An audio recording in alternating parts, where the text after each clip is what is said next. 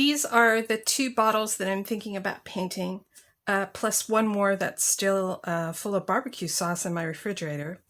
And you can see that this one used to have a label on it, and I generally soak glass bottles in my kitchen sink for a little while to get the labels off. And a lot of times they leave behind these little streaks of glue or little bits of paper. And this one just has the sticky part of the glue left behind from its label. So my method of getting rid of this is just to use a razor blade and kind of scrape it all off. So I'm just sliding it over the top of the glass, and it's not scratching it at all. It's just removing all the gunk that's on top of it, leaving me nice clean glass. And I'm gonna spray over this with a little frosted glass spray. So it doesn't have to be perfect, but it's helpful when I'm painting if I have a nice smooth surface. So I just scrape all this off and then wipe it down and wipe off my table. And you can see I've done about half the bottle and it's nice and smooth. There's nothing on it. Same deal for this one. Only what happens is I'm actually rolling up the glue as I scrape.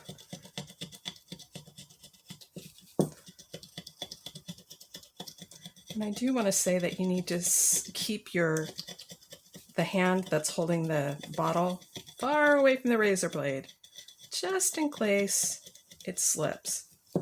But now I can just pull these little rolls of glue right off, and it leaves me with a nice clean bottle. So that's what I'm going to do to both of these, get them all cleaned up and ready to prime. I wanted to mention two things while I'm working on this bottle. One is that these razor blades, I'll show you the container that they come in. This is what the container looks like.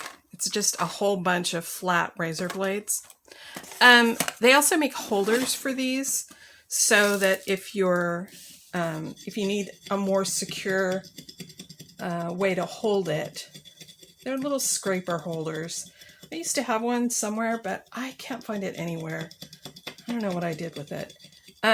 But it's a little easier on your hands because it's a big sort of round metal thing. So it's easier to scrape than just holding the razor blade in your fingers like I am. The other thing is that in the past I've used this stuff, Goo Gone, which is designed to remove stickers on things. It's solvent-based and a little oily, and I use it as a last resort now, partly because of the solvent and partly because it does leave an oily residue on the glass, and it means that I really have to scrub it down again before I wash it or before I paint it. And I don't know, it just seems like more trouble than it's worth. And also this stuff is a little pricey.